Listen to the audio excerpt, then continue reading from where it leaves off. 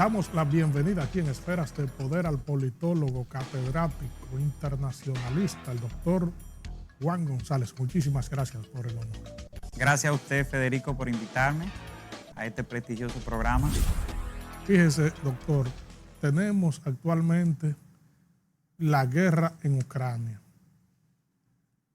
Someramente, la pandemia nos ha aflojado un poquito, al menos en República Dominicana, pero y en muchas partes del mundo. Entonces tenemos ahora la amenaza de esa guerra. ¿En qué parará esto, doctor? Bueno, la guerra es un gran desafío para la humanidad. Es el conflicto más complejo que se desarrolla en Europa tras la Segunda Guerra Mundial, y pudiéramos pensar que en los 90, que se libraron varias guerras, sobre todo en los Balcanes, no tenía la dimensión de este conflicto, porque en aquel momento el sistema internacional estaba bajo el dominio de una sola potencia, Estados Unidos. A partir de 2008, el mundo comenzó una transición hacia un sistema multipolar. El resurgimiento de Rusia como una potencia de orden internacional, el ascenso de China, el ascenso de la India, entre otras potencias, han ido cambiando la dinámica en el sistema internacional.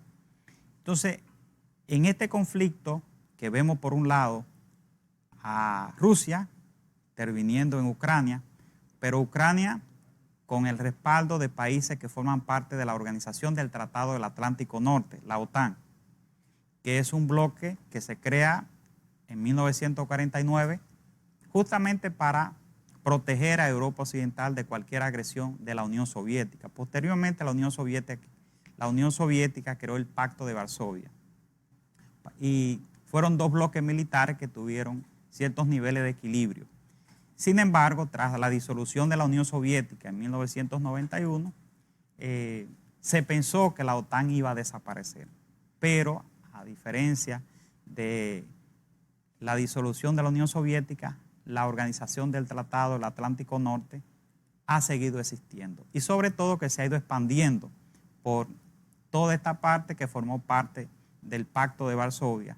Algunos países que incluso, como los bálticos, Estonia, Letonia y Lituania, que fueron parte de la Unión Soviética, y otros que eran simplemente satélites, como el caso de Hungría, Polonia, República Checa, Rumanía, Bulgaria, entre otros. Entonces, esta expansión de la Organización del Tratado del Atlántico Norte hacia el espacio de influencia de Rusia ha generado en Rusia preocupación por su seguridad, porque Rusia también, con su resurgimiento, tiene ambiciones de expandir.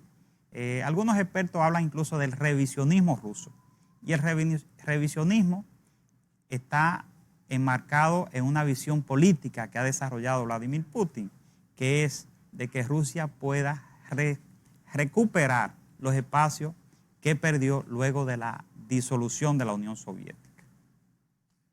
Rusia precisamente forma parte de la Organización de las Naciones Unidas, de su Consejo de Seguridad con poder de veto. Es un organismo que está centrado en sus objetivos en garantizar la paz y la seguridad. ¿No hay una contradicción entonces con esta agresión de Rusia a Ucrania, doctor?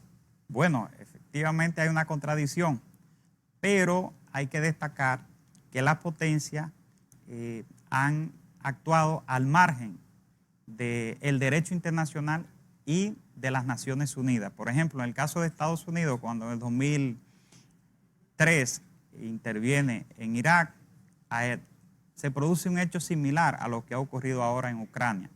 Esto afecta la legitimidad de la potencia, pero también afecta la legitimidad de las organizaciones internacionales, en este caso las Naciones Unidas, como usted bien lo expresa, que tiene como función, a través de su órgano, el Consejo de Seguridad, de garantizar la paz y la seguridad en el mundo.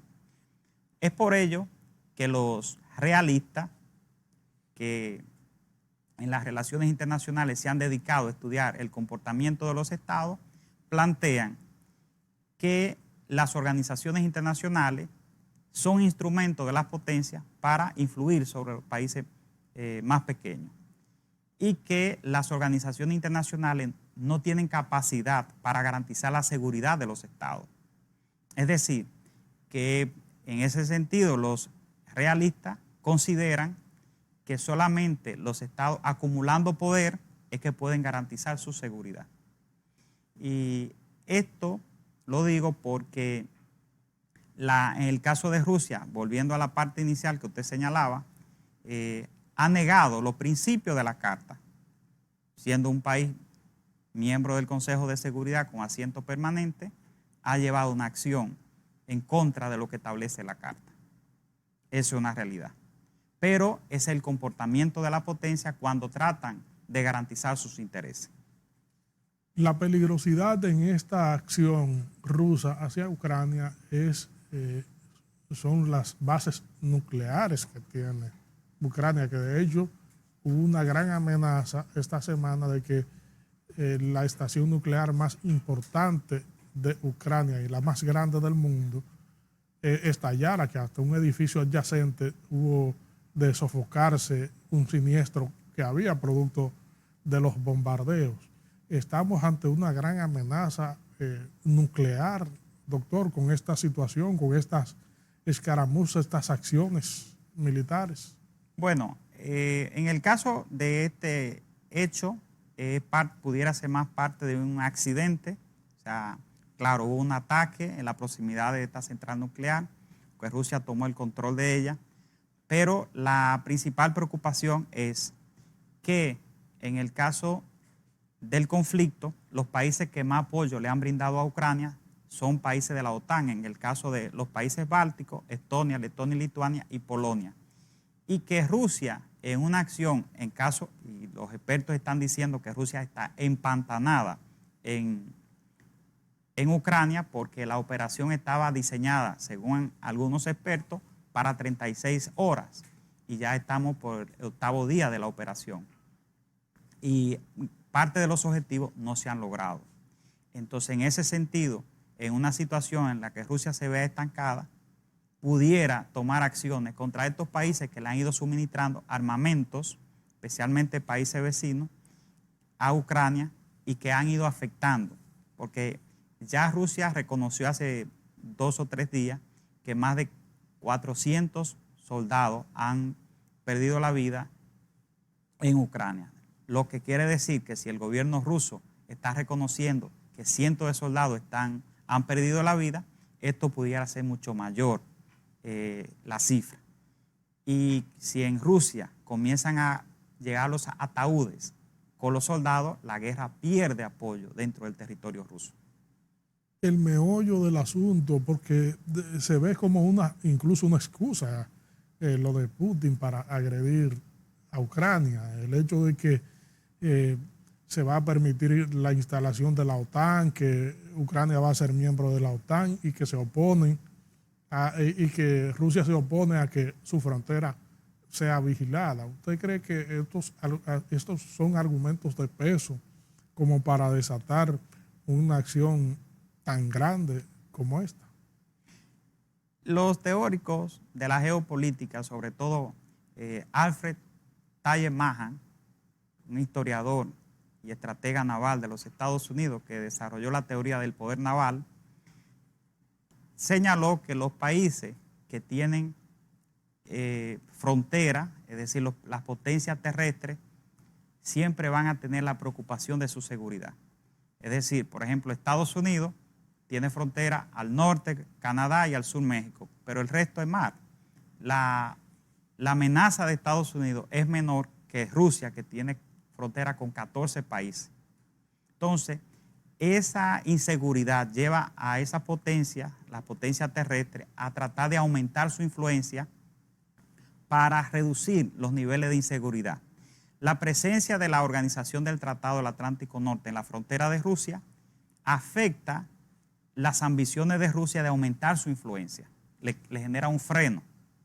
Realmente, para una potencia estar rodeada de países de una alianza militar donde hay 3 potencias nucleares es una preocupación, sin lugar a dudas. Ahora bien, También hay que destacar que Ucrania, como país independiente, tiene derecho a integrarse a esta organización, como lo han hecho otros países que formaron parte del Pacto de Varsovia. En total, 11 países que formaron parte del Pacto de Varsovia se han integrado a la Unión Europea y muchos de ellos a la Organización del Tratado del Atlántico Norte. ¿Por qué? Bueno, porque ven en Europa occidental mejor calidad de vida, más desarrollo y más beneficio que estar en la esfera de Rusia. Y Ucrania es uno de esos países. Claro está que con el caso de Ucrania hay que destacar que el 20% de la población ucraniana es de origen ruso, especialmente la región de Donbass, donde está Lugansk y Donetsk, que se han proclamado independientes. En ese sentido, hay que destacar que la solución en el caso de Ucrania es que el país esté neutro, que ni esté bajo la influencia de Rusia, ni tampoco de Occidente, para evitar que Rusia se sienta insegura frente a la presencia de la Alianza Atlántica en territorio ucraniano. Y en el caso de esta región, que tiene mayoría de población de origen ruso, es una región que pudiera ser parte de una región, o sea, aunque esté bajo la soberanía de Ucrania, pero que sea autónoma, como hay muchísimos países que han decidido tener regiones autónomas. Un ejemplo es Irak. Por ejemplo, la parte kurda es una región autónoma dentro del Estado iraquí. Entonces eso puede ser para garantizarles los derechos y que ellos no sientan la presión y la discriminación dentro del territorio. Sin embargo, quiero decir que en este conflicto hay dos países que pueden jugar un papel importante para detenerlo. Estados Unidos, como principal líder de la OTAN, que le puede dar la garantía suficiente a Rusia para detener el avance, mayormente para evitar que ingrese Ucrania a la Organización del Tratado del Atlántico Norte, y por el otro lado China, que es el principal sostén económico de Rusia en estos momentos. Exacto, doctor. Usted menciona dos países que al parecer mantienen la tranquilidad y la observación en el escenario internacional para ver cuál va a ser el desenlace frente a los llamados y tratar de persuadir a un Putin envalentonado. ¿Qué usted cree? ¿Iría más allá de la frontera de Rusia o Ucrania esto para poder resolverse?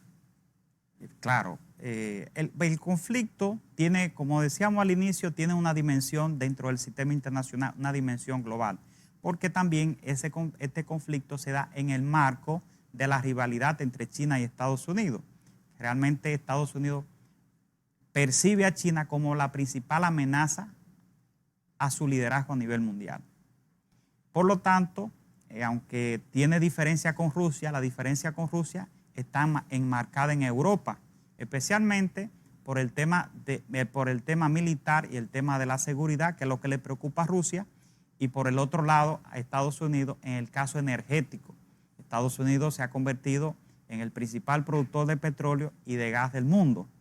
Y a partir de 2015 Estados Unidos ha comenzado a exportar petróleo. Está exportando alrededor de 3 millones de barriles al día. Y entonces, en el caso del gas, Estados Unidos ve a Europa como un mercado importante.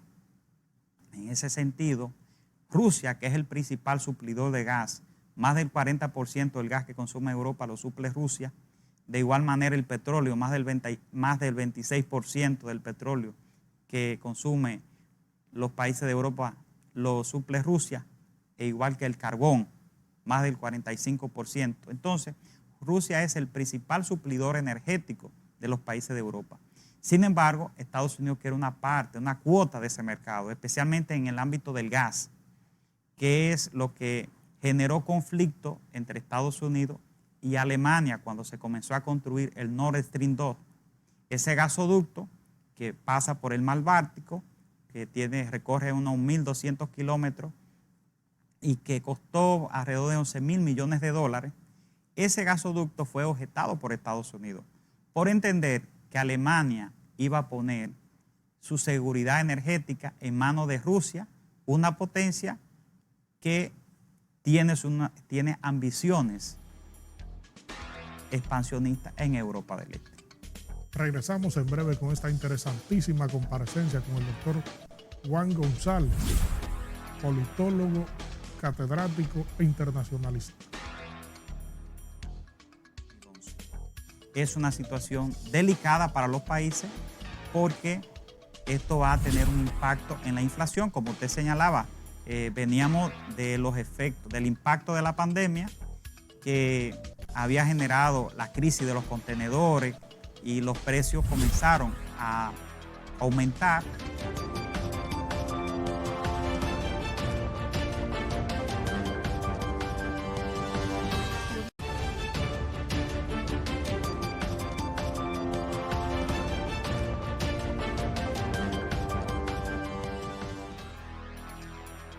Estamos conversando aquí en Esferas de Poder con el doctor Juan González, politólogo, catedrático, internacionalista. Doctor, todo el mundo se pregunta, ¿cuáles serán las consecuencias que tendrán nuestros países con esta acción? Los países que no han salido muy bien de la crisis de la pandemia y ahora se enfrentan a otra crisis que amenaza las economías, porque en la medida en que esas potencias petroleras se enfrentan en una acción bélica, los países sufren las consecuencias y la tenemos, por ejemplo, con la situación que se genera actualmente en el ámbito petrolero. ¿Qué usted cree que habrá? ¿Cuál es el derrotero que tendrá este panorama?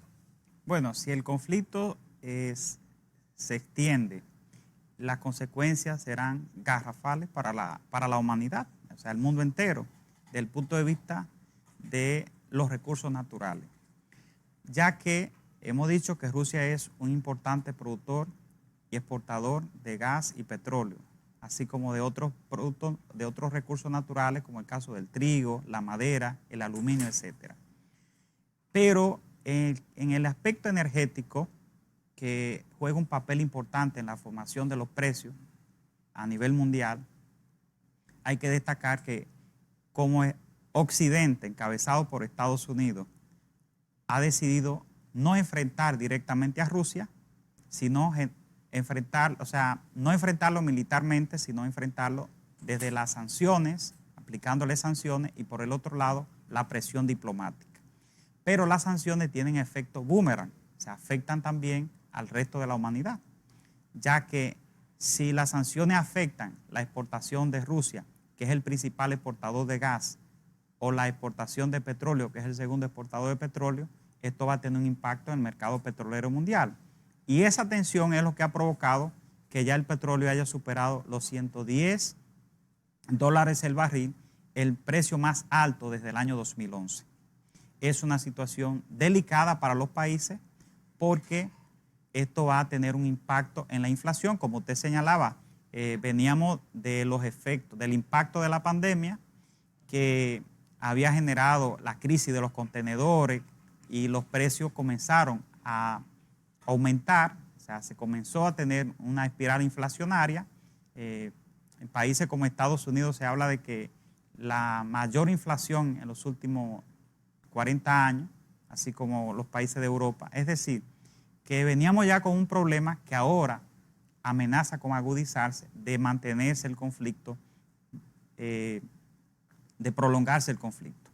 Entonces, es una situación que va a tener un impacto enorme para todas las economías del mundo. Rusia tiene un gasoducto que llega a Europa, a Francia. Está amenazado ese sistema con esta actitud que mantiene Rusia de proseguir con su acción, a pesar de que incluso anunció el cese de los ataques. Sí. Hasta ahora, Rusia ha seguido enviando gas y petróleo a Europa, aunque sí lo que ha hecho es aumentar el precio. O sea, se lo está enviando para un costo mayor. El problema es que si las hostilidades continúan, Occidente va a aumentar las sanciones y estas sanciones van a impactar inevitablemente el sector energético. Y esto tendrá un impacto sobre Europa. Europa es la más afectada por estas utilidades. O sea, los países de Europa se van a ser los más afectados y en el caso de China puede ser la gran ganadora.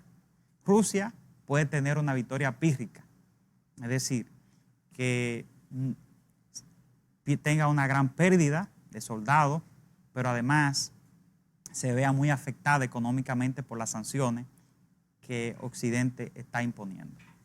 ¿Cómo coloca este ajedrez el sistema geopolítico en un ambiente en que las economías se están recuperando, hay países que quieren fortalecer sus sistemas y entonces se ven con esta piedra en el camino?